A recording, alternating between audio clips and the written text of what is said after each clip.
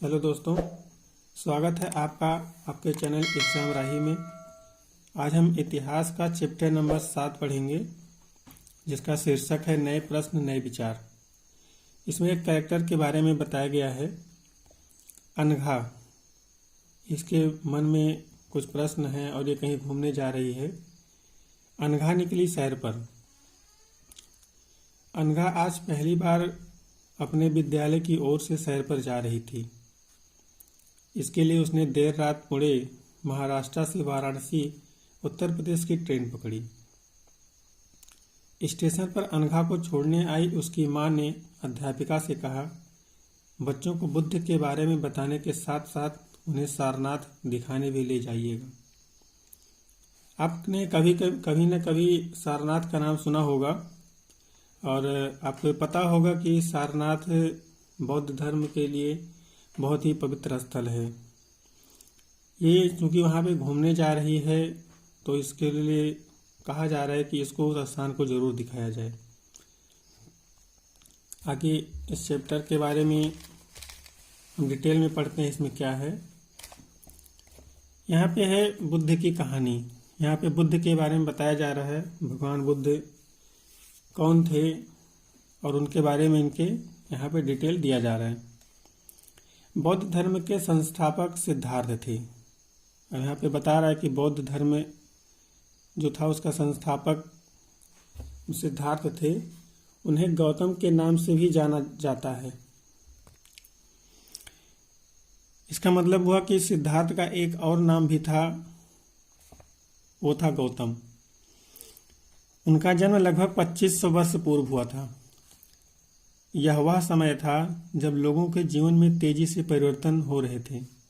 जैसा कि तुमने अध्याय 6 में पढ़ा, महाजनपदों के कुछ राजा इस समय बहुत शक्तिशाली हो गए थे। आपको याद होगा कि पिछले अध्याय में हम लोगों ने महाजनपद पढ़ा था, उसके पहले जनपद पढ़ा था, उसके पहले जन पढ़ा था, ग्राम पढ़ा था।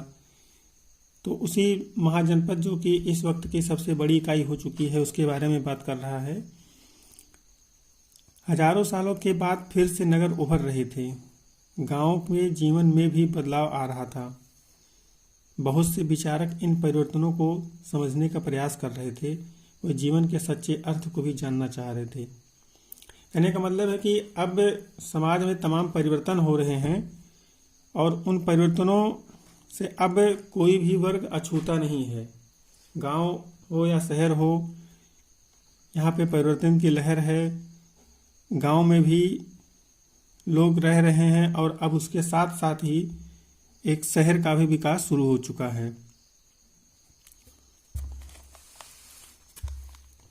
बुद्ध क्षत्रिय थे तथा शाक्य नामक एक छोटे से गण से संबंधित थे। आपको यहाँ पे याद रखना है, बुद्ध क्षत्रिय थे ये तो कोई जरूर नहीं है, लेकिन आपको ये जरूर याद रखना है कि बुद्ध शाक्य नामक गण से संबंधित थे। ये क्वेश्चन आपका पूछा जाता है। युवावस्था में ही ज्ञान की खोज में उन्होंने घर के सुखों को छोड़ दिया। अनेक वर्षों तक वे भ्रमण करते रहे तथा अन्य विचारकों से मिलकर चर्चा करते रहे। अंततः ज्ञान प्राप्ति के लिए उन्होंने स्वयं ही रास्ता ढूंढने का निश्चय किया। इसके लिए उन्होंने बोध गया बिहार में एक पीपल के नीचे कई दिनों की तपस्या की। अंततः उन्हें ज्ञान प्राप्त हुआ। इसके बाद से वे बुद्ध के रूप में जाने गए। यहाँ से वे वाराणसी के निकट स्थित सारनाथ गए, जहाँ उन्होंने पहली बार उपदेश दिया। कुशीनगर में मृत्यु से पहले का शेष जीवन उन्होंने पैदल ही एक स्थान से दूसरे स्थान की यात्रा करने और लोगों को शिक्षा देने में व्यतीत किया। बुद्ध के व्यक्तित्व के बारे में यहाँ पे जानकारी है। यहाँ पे बहुत ही संक्षिप्त जानकारी बुद्ध के बारे में दिया गया है। जब हम इसका डिटेल पढ़ेंगे या एडवांस हिस्ट्री कह लीजिए, जब एडवांस पढ़ेंगे तब मैं वहाँ पे आपको इनके बारे में बहुत ही गहराई में बताऊंगा, बहुत ही गहराई में ले जाऊंगा कि बुद्ध किन परिस्थितियों में घर से निकले, उन्होंने क्या क्या बाहर देखा और उससे उन्हें क्या दिक्कत हुई, उनको ये दिक्कत ना हो इसके लिए उनके पिता ने उनके साथ क्या किया। ये सारी जानकारियाँ हम जब डिटेल में हिस्ट्री पढ़ेंगे, एडवांस हिस्ट्री पढ़ेंगे, या कभी सिर्फ बौद्ध धर्म के बारे में पढ़ेंगे तो वहाँ पे मैं आपको इसको बताऊंगा। अभी आप यहाँ पे जो छोटे छोटे कुछ टर्म हैं उनको ज़रूर याद रखिए कि जैसे उन्हें जो ज्ञान प्राप्त हुआ था वो कहाँ पे प्राप्त हुआ था। तो आपको याद रखना है बोध गया बिहार में एक पीपल के नीचे उनको यह ज्ञान प्राप्त हुआ। उसके बाद वो वाराणसी गए और यहाँ पे उन्हें अपना पहला बार उपदेश दिया था। क्वेश्चन से पूछा जाता है कि बुद्ध ने अपना पहला उपदेश कहाँ पे दिया था, तो आपको याद रखना है कि उन्होंने वाराणसी में अपना पहला उपदेश दिया। उसके बाद आगे वो कहाँ गए, कुशीनगर गए, ये चीज़ आपको याद रखना है। आगे चलते हैं।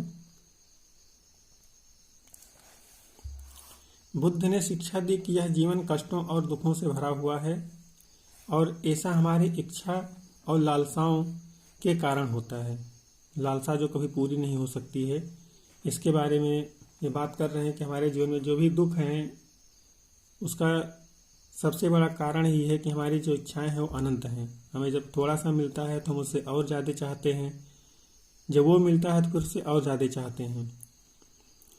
कभी कभी हम जो चाहते हैं वह प्राप्त कर लेने के बाद भी संतुष्ट नहीं होते हैं एवं और अधिक वस्तुओं को पाने की इच्छा करने लगते हैं। जैसा कि अभी हमने बताया आपको, थोड़ा सा मिलता है तो हम और चाहते हैं, जब वो भी मिल जाता है तो हम और चाहते हैं, जिससे जीवन में कभी भी हमारे लगता ही नहीं कि हमारा अब पूरा हो चुका है, हमें अब नहीं चाहिए। हमेशा हमको कुछ न कुछ चाहिए होता है जो हमारे कष्टों का कारण होता है। बुद्ध ने इस लिप्सा को तन्हा तृष्णा कहा है। बुद्ध ने शिक्षा दी कि आत्मसंयम अपना कर हम ऐसी लालसा से मुक्ति पा सकते हैं। कहने का अर्थ ये कि अगर हम ये सोच लें कि हमारे पास जो है उतना पर्याप्त है तो हम अपने जीवन के बहुत सारे कष्टों और दुखों से बाहर निकल जाएंगे। हमें दिक्कत नहीं होगी। जब हमें सोच लेंगे कि हमें अब नहीं चाहिए, इतना हमारे लिए पर्याप्त है, तो हमें कष्ट नहीं होगा, हमें दिक्कत नहीं होगी। उन्होंने लोगों को दयालु होने तथा मनुष्यों के साथ साथ जानवरों के जीवन का भी आदर करने की शिक्षा दी। वे मानते थे कि हमारे कर्मों के परिणाम चाहे वे अच्छे हों या बुरे, हमारे वर्तमान जीवन के साथ साथ बाद के जीवन को भी प्रभावित करते हैं।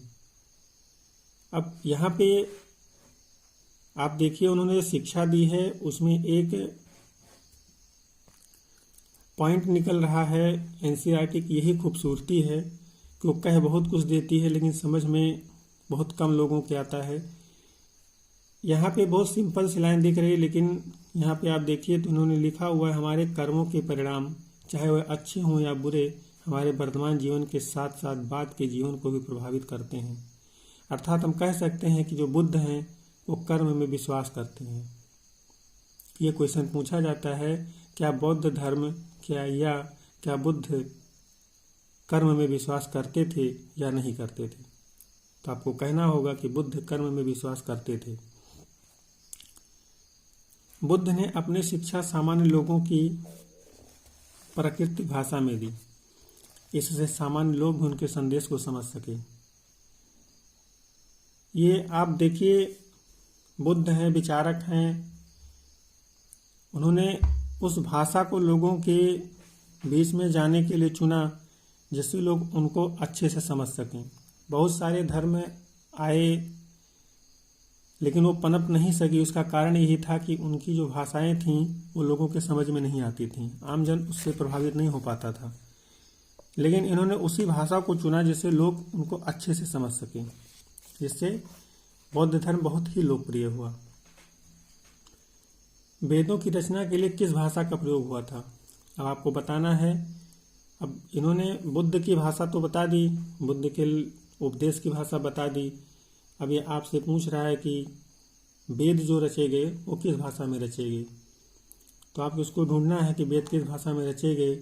या फिर मैं बता देता हूँ कि ये संस्कृत भाषा में रचे गए थे। वेद जो भी लिखे गए हैं वो संस्कृत भाषा में हैं। बुद्ध ने कहा कि लोग किसी शिक्षा को केवल इसीलिए नहीं स्वीकार करें कि यह उनका उपदेश है, बल्कि वे उसे अपने विवेक से मापें और देखें उन्होंने ऐसा किस प्रकार किया। अब यहाँ बुद्ध ने कभी ये नहीं कहा, कभी लोगों के ऊपर ये थोपा नहीं कि आप वही मानिए जो मैं बोल रहा हूँ। आप उसको देखिए, सुनिए, आपको अगर लगता है कि सही है तो आप मानिए, अगर आपको सही नहीं लगता है तो आप नहीं मानिए, आप इसके लिए स्वतंत्र हैं। लेकिन आप उसको परखिए जरूर। कोई भी अगर कोई शिक्षा आपको दे रहा है, कोई बात आपको बता रहा है, तो आप आंख बंद करके उस पर विश्वास मत करिए।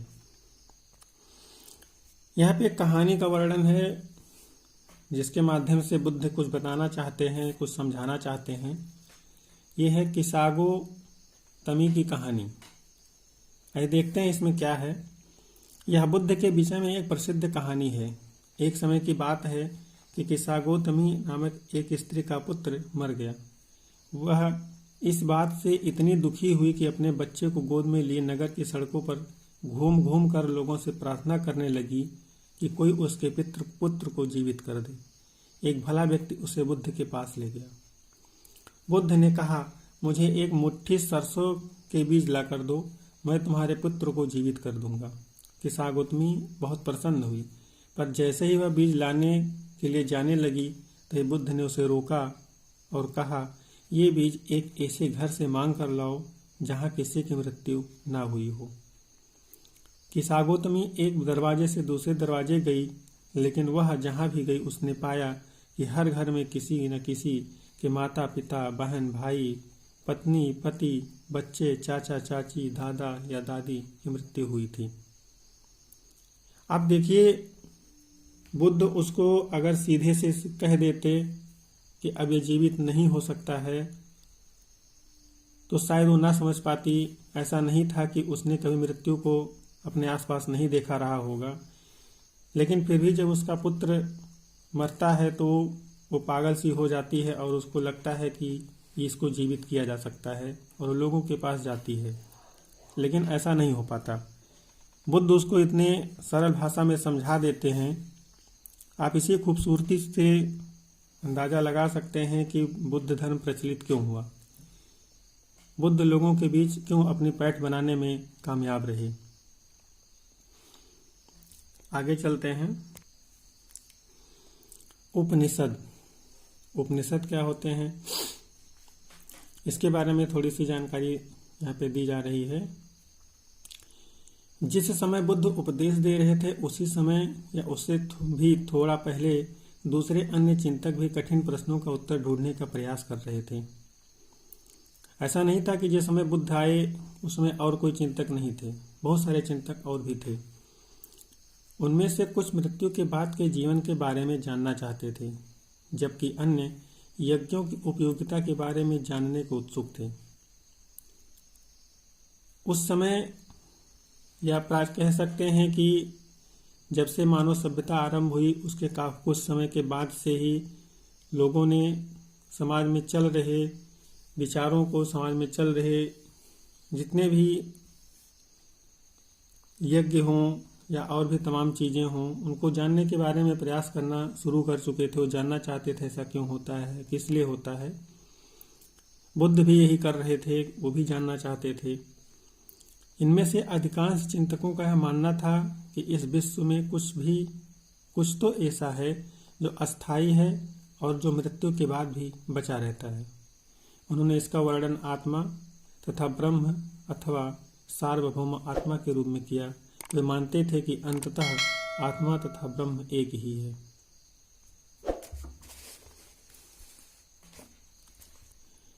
कई ऐसे विचारकों का संकलन उपनिषदों में हुआ। उपनिषद उत्तर वैदिक ग्रंथों का हिस्सा थे, अर्थात आप कह सकते हैं जो उत्तर वैदिक काल में ग्रंथ लिखे गए थे, उन ग्रंथों से जो तमाम चीज़ें निकाल करके रिसर्च करके दूसरी पुस्तकें लिखी गईं, या कह सकते हैं उनके आगे जो पुस्तकें लिखी गई उन्हीं को उपनिषद कहा गया। जो मेन पुस्तक थी उन पे जो छोटी छोटी और पुस्तकें लिखी गईं वो उपनिषद थीं। उपनिषद का शाब्दिक अर्थ है गुरु के समीप बैठना। इन ग्रंथों में अध्यापकों और विद्यार्थियों के बीच बातचीत का संकलन किया गया है। प्रायः यह विचार सामान्य वार्तालाप के रूप में प्रस्तुत किए गए हैं। आप देखिए यहाँ पे उपनिषद का जो अर्थ है वह है, प्राचीन समय में ऐसा नहीं होता था कि लिखने के लिए तमाम चीज़ें उपलब्ध होती थी, पेन कलम होते थे। उस समय ऐसा नहीं था। उस समय यही था जो गुरु होते थे शिष्य उनके पास ही बैठ करके शिक्षा ग्रहण करते थे और उसको शाब्दिक ही ग्रहण करना होता था। इन्हीं चीज़ों का वर्णन उपनिषदों में किया गया है।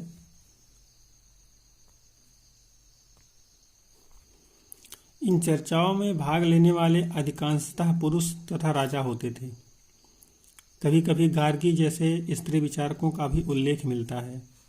विद्वता के लिए प्रसिद्ध गार्गी राज दरबारों में होने वाले वाद विवाद में भाग लिया करती थी। निर्धन व्यक्ति इस तरह के वाद विवाद में बहुत कम ही हिस्सा लेते थे। इस तरह का एक प्रसिद्ध अपवाद सत्यकाम जाबाल का है। सत्यकाम जाबाल का नाम उसकी दासी माँ के नाम पर पड़ा। सत्यकाम के मन में सत्य जानने की तीव्र जिज्ञासा उत्पन्न हुई। गौतम नामक एक ब्राह्मण ने उन्हें अपने विद्यार्थी के रूप में स्वीकार किया तथा वह अपने समय के सर्वाधिक प्रसिद्ध विचारकों में से एक बन गए। उपनिषदों के कई विचारों का विकास बाद के में प्रसिद्ध विचारक शंकराचार्य के द्वारा किया गया, जिनके बारे में अगले अध्याय में पढ़ा जाएगा, अगली कक्षा में पढ़ा जाएगा। आप देखिए यहाँ पे यही बता रहे हैं कि जो उपनिषद पढ़े जाते थे, गुरु के समीप जो बैठ करके शिक्षा ग्रहण की जाती थी, उनमें कौन कौन लोग शामिल होते थे। तो इसमें उसने बताया कि ये ब्राह्मण जो कि पुरुष ब्राह्मण हुआ करते थे और राजा ही इसमें शामिल होते थे। उस समय कुछ स्त्री विचारक भी मिलते हैं, जिनमें सत्यकाम जाबाला की कहानी आपको आगे भी पढ़ने को मिलेगी। इनका नाम आपको बार बार मिलेगा, एग्जाम में पूछा भी जाता है सत्यकाम जाबाला कौन था, कौन थी।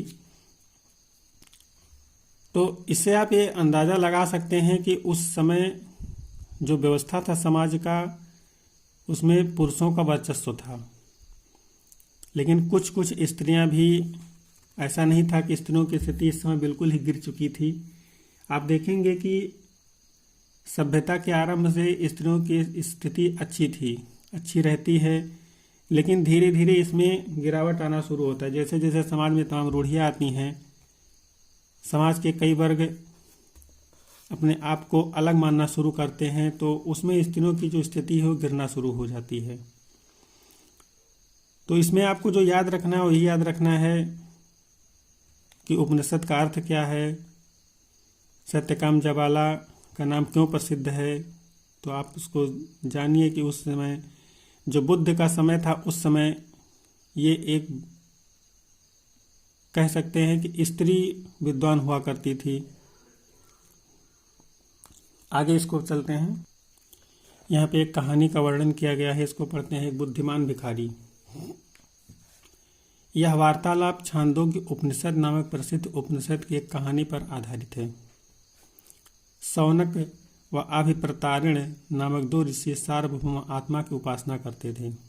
एक कोई ऋषि हैं, दो ऋषि हैं, वो अपनी उपासना कर रहे हैं ज्ञान प्राप्ति के लिए। एक बार ज्यों ही वे भोजन करने के लिए बैठे, एक भिखारी आया और भोजन मांगने लगा। शौनक ने कहा, हम तुम्हें कुछ नहीं दे सकते। भिखारी ने पूछा, विद्वजन आप किसकी उपासना करते हैं? अभिप्रतारिणी ने उत्तर दिया, सार्वभौम आत्मा की। ओह, इसका मतलब आप यह जानते हैं कि सार्वभौम आत्मा संपूर्ण विश्व में विद्यमान है। ऋषियों ने कहा, हाँ हाँ, हम यह जानते हैं। भिखारी ने फिर पूछा, अगर यह सार्वभौम आत्मा संपूर्ण विश्व में विद्यमान है तो यह मेरे अंदर भी विद्यमान है। मैं कौन हूँ? मैं इस विश्व का एक भाग ही तो हूँ। तुम सत्य बोलते हो युवा ब्राह्मण। यह अभिप्रतारिणी बोल रहा है कि तुम सत्य बोल रहे हो। इसलिए हे ऋषियों, मुझे भोजन न देकर आप उस सार्वभौम आत्मा को भोजन देने से मना कर रहे हैं। भिखारी की बात की सच्चाई जानकर ऋषियों ने उसे भोजन दे दिया। आप यहाँ देखिए, जो एक भिखारी है उसने किस तरह से उन ऋषियों का घमंड कम किया, उनको किस तरह से समझाया और भोजन प्राप्त किया, जो कि एक ऋषियों का स्वभाव ही होता है कि अपना जो भी हिस्सा होता है किसी और को दे देते हैं। लेकिन यहाँ पे थोड़ा सा इसका उल्टा था।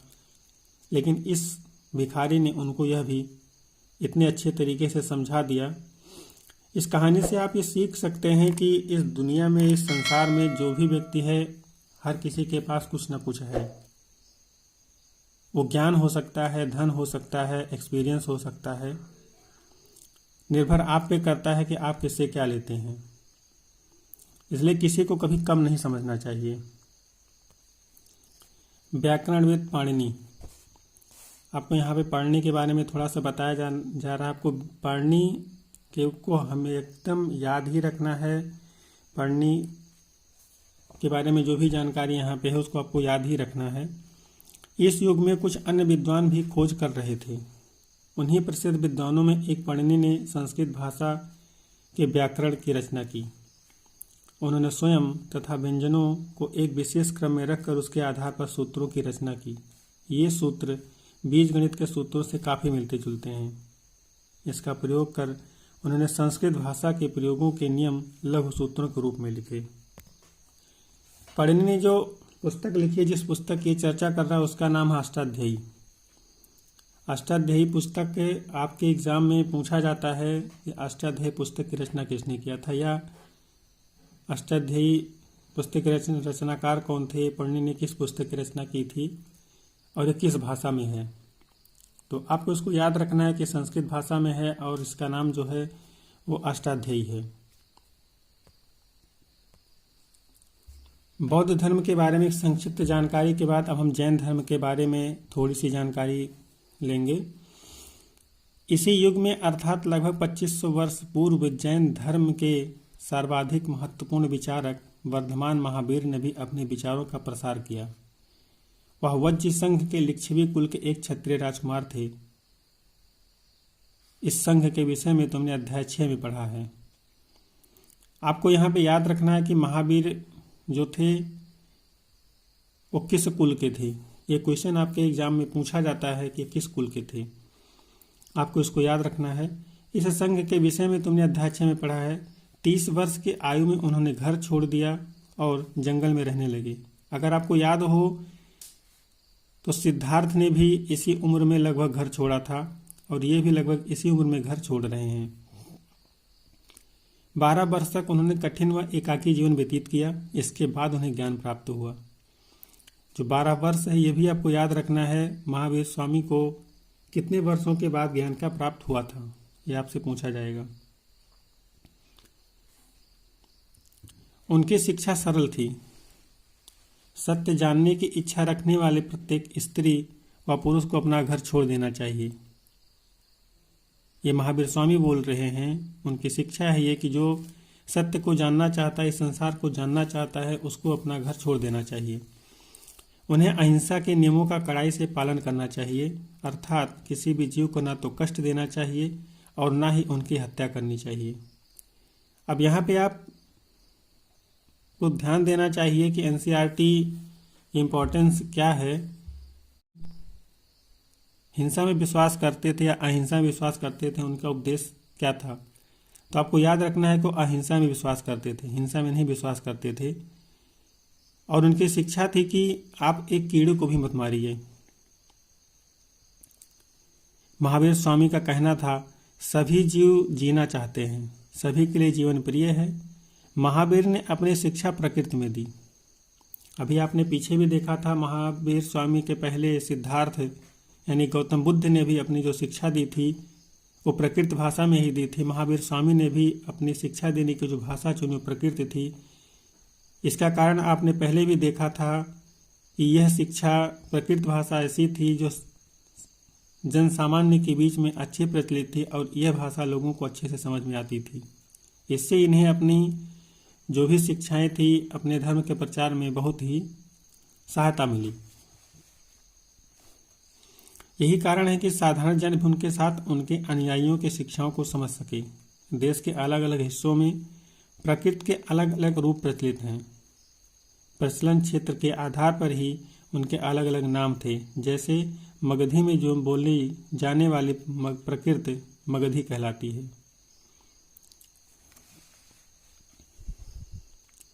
जैन नाम से जाने गए महावीर के अनुयायियों को भोजन के लिए भिक्षा मांगकर सादा जीवन बिताना होता था। अब यहाँ पे आप देखिए कि जैन धर्म जो भी ग्रहण कर रहा है, जैन धर्म में जो भी शिक्षाएं ले रहा है, उसके लिए धन इकट्ठा करना मुनासिब नहीं है, अलाउड नहीं है, उसको अपना जीवन बिताना है, वो भिक्षा मांग के ही बिताना है, वो धन इकट्ठा नहीं कर सकता, संचय नहीं कर सकता। उन्हें पूरी तरह से ईमानदार होना पड़ता था तथा चोरी न करने की उन्हें सख्त हिदायत थी। उन्हें ब्रह्मचर्य का पालन करना होता था। ब्रह्मचर्य अर्थात विवाह नहीं करना होता था। पुरुषों को वस्त्रों सहित सब कुछ त्याग देना पड़ता था। यहाँ पे वस्त्र भी पहनना अलाउ नहीं किया गया था महावीर स्वामी के धर्म, जैन धर्म में। अधिकांश व्यक्तियों के लिए ऐसे कड़े नियमों का पालन करना बहुत कठिन था। फिर भी हजारों व्यक्तियों ने इस नई जीवन शैली को जानने और सीखने के लिए अपने घरों को छोड़ दिया। कई अपने घरों पर ही रहे और भिक्ष भिक्षुणी बने लोगों को भोजन प्रदान कर उनकी सहायता करते रहे। अब अगर हर व्यक्ति जैन धर्म ही ग्रहण कर लेता, घर द्वार छोड़ देता, तो एक समय ऐसा भी आ जाता कि जो भी भिक्षु थे उन्हें खाने को कौन देता। तो हर कोई नहीं जा सका। जो गए वो भिक्षा से अपना यापन करने लगे। जो नहीं गए उन्होंने भी उस धर्म से शिक्षा ले करके अपने घरों में ही रह करके इन लोगों की सहायता करी, जिससे ये अपना जीवन बिता सकें। और इन्हें ऐसा लगता था कि ये लोग भी जैन धर्म में कुछ अपना योगदान दे रहे हैं। मुख्यतः व्यापारियों ने जैन धर्म का समर्थन किया। किसानों के लिए इन नियमों का पालन करना अत्यंत कठिन था, क्योंकि फसल की रक्षा के लिए उन्हें कीड़े मकोड़ों को मारना पड़ता था। अभी पीछे आपने देखा था कि वहाँ पे जो हिंसा अहिंसा की बात कही गई थी, महावीर स्वामी अहिंसा में विश्वास करते थे। उसमें यह भी था कि आप किसी जीव को नहीं मार सकते। तो किसान जो था वो अगर ऐसे विचार को अपने जीवन में अपनाता तो कृषि नहीं कर पाता, क्योंकि कृषि करने में तमाम सारे जो जीव हैं वो मारे जाते हैं, इसलिए ऐसा नहीं कर सकता था। बाद की सदियों में जैन धर्म उत्तर भारत के कई हिस्सों के साथ साथ गुजरात, तमिलनाडु और कर्नाटक में भी फैल गया।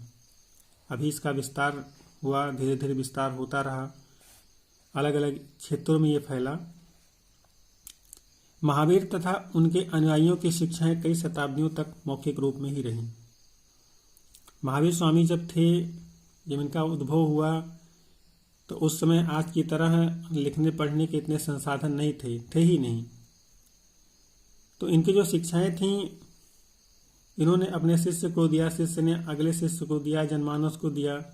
तो एक दूसरे से ये ट्रांसफर होती रहीं, लिखित रूप इसका नहीं हुआ। लेकिन बाद में इस पर किताबें लिखी गई। वर्तमान रूप में उपलब्ध जैन धर्म की शिक्षाएं लगभग 1500 वर्ष पूर्व गुजरात में वल्लभी नामक स्थान पर लिखी गई थीं। आपको याद रखना चाहिए कि जो भी किताबें लिखी गई थी जैन धर्म की, वो कब लिखी गई थी लगभग, और स्थान क्या था। तो आपको गुजरात और वल्लभी ये याद रखना है। आगे देखते हैं संघ। संघ क्या होते थे। महावीर तथा बुद्ध दोनों ही का मानना था कि घर का त्याग करने पर ही सच्चे ज्ञान की प्राप्ति हो सकती है। ऐसे लोगों के लिए उन्होंने संघ नामक संगठन बनाया, जहां घर का त्याग करने वाले लोग एक साथ रह सकें। आपको ये जानकारी होगी कि जहां भी एक विचार के लोग एक साथ मिलते हैं तो उस स्थान को कोई ना कोई एक नाम दे दिया जाता है, एक कोई संगठन का नाम दिया जाता है। जैसे कि आज के समय में देखिए अलग अलग समाज के वर्गों के लिए अलग अलग मंत्रालय उपलब्ध हैं। ऐसे ही उस समय भी था। जो भी इनके विचारों से प्रभावित होते थे, इनके विचारों के हिसाब से काम करते थे, या भिक्षु बन जाते थे, भिक्षुणी बन जाते थे, तो अब वो घर पे नहीं रह सकते थे, तो उनके रहने की कोई तो जगह होनी चाहिए थी। तो उसके लिए संघ नामक संगठन बनाया गया, संघ बनाया गया, जहां पे वो रह सकते थे। संघ में रहने वाले बौद्ध भिक्षुओं के लिए बनाए गए नियम विनय पिटक नामक ग्रंथ में मिलते हैं। विनय पिटक आपको याद रखना है कि विनय पिटक में क्या मिल रहा है तो आपको जब भी आपसे पूछा जाए और पूछा गया है कि जो बौद्ध भिक्षुओं के लिए बनाए गए नियम कहाँ मिलते हैं, तो आपको विनय पिटक याद रखना है। विनय पिटक से हमें पता चलता है कि संघ में पुरुषों और स्त्रियों के रहने की अलग अलग व्यवस्था थी। सभी व्यक्ति संघ में प्रवेश ले सकते थे, अर्थात आप कह सकते हैं कि यह जो बुद्ध धर्म था यह समाज के किसी भी वर्ग में कोई भेदभाव नहीं करता था, सभी वर्गों को समान मानता था, सभी व्यक्तियों को समान मानता था। इसमें कोई भी अलगाव की स्थिति नहीं थी। सभी व्यक्ति संघ में प्रवेश ले सकते थे। हालांकि संघ में प्रवेश के लिए बच्चों को अपने माता पिता से, दासों को अपने स्वामी से, राजा के यहाँ काम करने वाले लोगों को राजा से तथा कर्जदारों को अपने देनदारों से अनुमति लेनी होती थी। एक स्त्री को इसके लिए अपने पति से अनुमति लेनी होती थी। कहने का मतलब है प्रवेश हर कोई ले सकता था, लेकिन जो भी उनके पाल्य होते थे, जिनके संरक्षण में वो रहते थे, उनसे उन्हें अनुमति लेना अनिवार्य था। रोक किसी के लिए नहीं था कि किसी को रोका जाए, प्रवेश हर कोई ले सकता था, लेकिन जो भी उनके संरक्षक उनसे अनुमति लेना अनिवार्य था।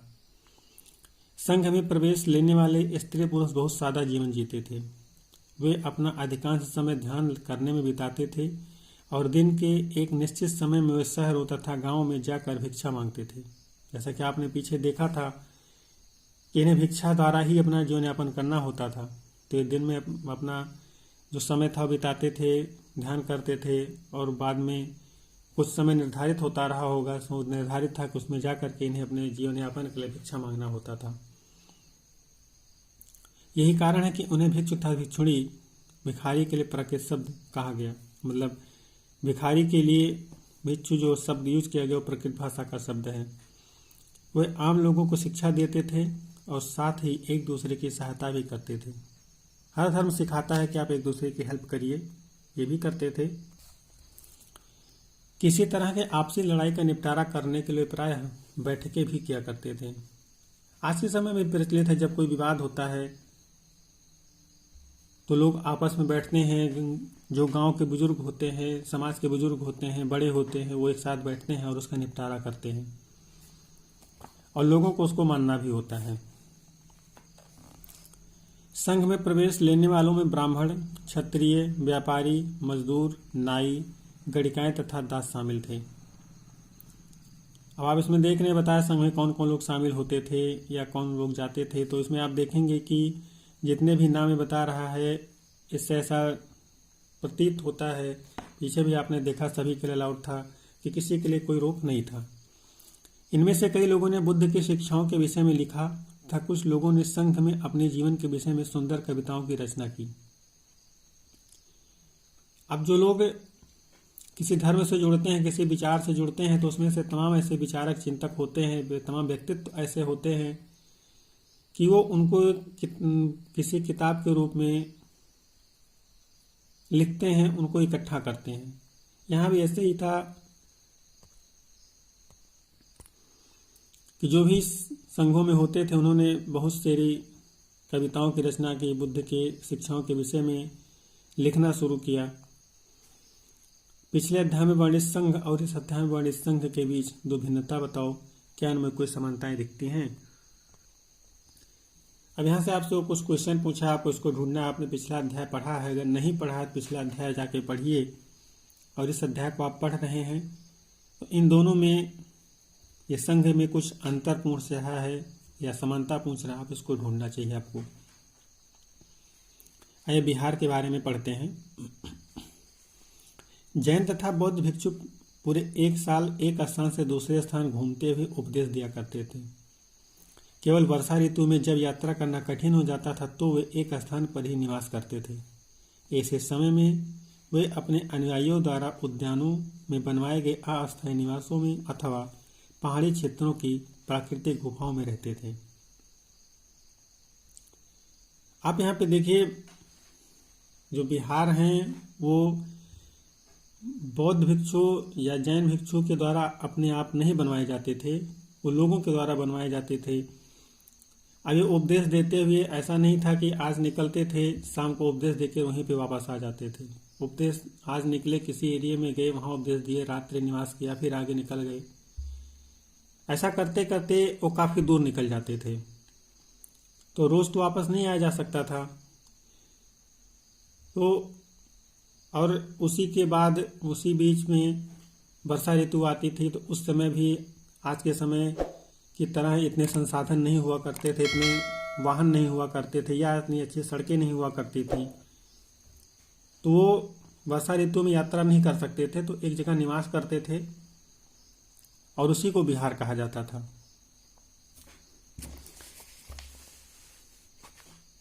जैसे जैसे समय बीतता गया, भिक्षु भिक्षुणियों ने स्वयं तथा उनके समर्थकों ने अधिक अस्थायी शरण स्थलों की आवश्यकता का अनुभव किया। तब कई शरण स्थल बनाए गए जिन्हें बिहार कहा गया।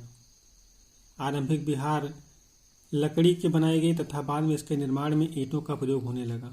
पश्चिमी भारत में विशेषकर कुछ बिहार पहाड़ियों को खोद कर बनाए गए। आपको इसमें देखना है, आप इसमें देख रहे हैं कि जो बिहार बनाए गए वो कैसे बनाए गए थे, और उसका अभी हमने आपको बताया पीछे कि बिहार की आवश्यकता क्यों पड़ी और क्यों उसको बनाया गया, और वो कहाँ बनाए गए, कैसे बनाए गए। लकड़ियों के बनाए गए, पहाड़ियों को खोद के बनाए गए। ईंट का प्रयोग नहीं होता था, बाद में उसका भी प्रयोग हुआ। आगे पढ़ चलते हैं। प्रायः किसी धनी व्यापारी, राजा अथवा भूस्वामी द्वारा दान में दी गई भूमि पर बिहार का निर्माण होता था। अस्थायी व्यक्ति भिक्षु भिक्षुणियों के लिए भोजन, वस्त्र तथा दवाइयाँ लेकर आते थे, जिनके बदले भिक्षु और भिक्षुणियाँ लोगों को शिक्षा देते थे। आगे आने वाली शताब्दियों में बौद्ध धर्म उपमहाद्वीप के विभिन्न हिस्सों के साथ साथ बाहरी क्षेत्रों में भी फैल गया। इसके बारे में अध्याय 10 में और अधिक पढ़ा जाएगा। आपने यहाँ पे देखा कि किस तरह से भिक्षु भिक्षुणी बिहारों में रहते थे। लोग वहाँ पे शिक्षा ग्रहण करने के लिए आते थे, उनके लिए तब भोजन लाते थे, भोजन का प्रबंध करते थे, जो भी दवाइयों की ज़रूरत होती थी उसको लेके आते थे, जिसके बदले में वो उनको शिक्षा देते थे। आगे इसको देखते हैं थोड़ा सा। आश्रम व्यवस्था। आश्रम व्यवस्था क्या होता था। जैन तथा बौद्ध धर्म जिस समय लोकप्रिय हो रहे थे, लगभग उसी समय ब्राह्मणों ने आश्रम व्यवस्था का विकास किया। अब आप इससे कह सकते हैं कि जैन धर्म अलग फल फूल रहा था, बौद्ध धर्म अलग फल फूल रहा था। आप उसको अभी हिंदू धर्म तो नहीं कह सकते, लेकिन ये कह सकते हैं कि उसी के सापेक्ष एक धर्म जो हमेशा से चला आ रहा था, सनातन धर्म चला आ रहा था, उसमें जो एक वर्ग था ब्राह्मण वर्ग, उसने अभी आश्रम व्यवस्था का विकास किया। यहाँ आश्रम शब्द का तात्पर्य लोगों के द्वारा रहने तथा ध्यान करने के लिए प्रयोग में आने वाले स्थान से नहीं है, बल्कि इसका तात्पर्य जीवन के एक चरण से है। ब्रह्मचर्य, गृहस्थ, वानप्रस्थ तथा संन्यास नामक 4 आश्रमों की व्यवस्था की गई। ब्रह्मचर्य के अंतर्गत ब्राह्मण, क्षत्रिय तथा वैश्य से यह अपेक्षा की जाती थी कि इस चरण के दौरान वो सादा जीवन बिताकर वेदों का अध्ययन करेंगे। गृहस्थ आश्रम के अंतर्गत उन्हें विवाह कर एक गृहस्थ के रूप में रहना होता था। वानप्रस्थ के अंतर्गत उन्हें जंगल में रहकर साधना करनी थी। अंततः उन्हें सब कुछ त्याग कर सन्यासी बन जाना था। आश्रम व्यवस्था ने लोगों को अपने जीवन का कुछ हिस्सा ध्यान में लगाने पर बल दिया। प्रायः स्त्रियों को वेद पढ़ने की अनुमति नहीं थी और उन्हें अपने पतियों द्वारा पालन किए जाने वाले आश्रमों का ही अनुसरण करना होता था। अब आप यहाँ पे ये याद रखिए, आपसे क्वेश्चन पूछा जाता है कि जो आश्रम थे वो कितने हैं, तो आप इसमें बताएंगे कि आश्रम 4 थे। उन आश्रमों के नाम आपको क्रमशः याद रखने हैं। ब्रह्मचर्य, गृहस्थ, वानप्रस्थ, संन्यास, आपको उसको क्रमशः याद रखना है। अगर इसका समय पूछा जाता है तो आपको उसको बताना होगा कि हर जो आश्रम है, जैसे ब्रह्मचर्य हो गया, गृहस्थ हो गया, वानप्रस्थ हो गया, संन्यास हो गया, ये सभी 25-25 वर्ष के हिसाब से बनाए गए हैं। जन्म से लेकर 25 वर्ष तक ब्रह्मचर्य आश्रम का पालन कर ब्रह्मचर्य का पालन और ब्रह्मचर्य आश्रम व्यवस्था का पालन करना होता था। 25 के बाद 26 से लेकर के 50 तक गृहस्थ आश्रम का पालन करना होता था। उसके बाद 25 से लेकर के 50 से लेकर के 50 के बाद 51 से लेकर के 75 तक वानप्रस्थ आश्रम करना होता था और 75 के बाद संन्यास आश्रम करना होता था। ब्रह्मचर्य आश्रम में शिक्षा ग्रहण करते थे, गुरु के समीप रहते थे। गृहस्थ आश्रम में शादी विवाह करते थे, अपनी जनरेशन को आगे बढ़ाते थे। वानप्रस्थ आश्रम में ऐसा नहीं था कि वन में चले जाना होता था। वानप्रस्थ आश्रम में उन्हें अपना कुछ समय जंगलों में जाके बिताना होता था और संन्यास आश्रम में उन्हें अपना घर परिवार सब त्याग देना होता था। वानप्रस्थ आश्रम में घर परिवार त्यागना नहीं होता था, सिर्फ जंगलों में जा करके अपना कुछ समय ध्यान में लगाना होता था। लेकिन संन्यास आश्रम जो था उसमें आपको घर पूरा त्याग देना होता था। ये आपको याद रखना है कि सभी के का जो काल हैं, समय है, जो 25-25 वर्ष के हैं, इनके सभी के नाम याद रखने हैं। ये आपके एग्ज़ाम में पूछा जाता है। ये चैप्टर यहाँ पे ख़त्म होता है और इसके जो आगे क्वेश्चन हैं, मैं आपसे बार बार ये कह रहा हूँ कि आप इन क्वेश्चनों को ज़रूर करिए। ये क्वेश्चन आपके दिमाग को निखारेंगे और आप कितना सोच सकते हैं, आपके सोचने की जो क्षमता है उसको विकसित करेंगे। आपको खुद भी आइडिया लगेगा कि आप कितना सोच सकते हैं। अगर आप उसे नहीं कर रहे हैं तो आपको लगेगा कि आपको सब कुछ आ रहा है, लेकिन हकीकत जो है उसकी उलट होगी, आपको कुछ नहीं आ रहा होगा। क्योंकि जब तक आप करेंगे नहीं, आपको कोई एक्सपीरियंस नहीं होगा और आपके विचार निकल के बाहर नहीं आएंगे। ये क्वेश्चनों को आपको देखना है और इन क्वेश्चनों को आपको लिखने का प्रयास करना है। यह क्वेश्चन आपके यूपीएससी पीसीएस में लिखने के काम आता है, या जहाँ भी रिटन एग्ज़ाम होता है, जहाँ पे आपको लिखना होता है, वहाँ पे आपको ये हेल्प करेगा। जो भी आपको लिखना है चैप्टर के अनुसार ही लिखना है, उससे ज़्यादा बाहर नहीं जाना है।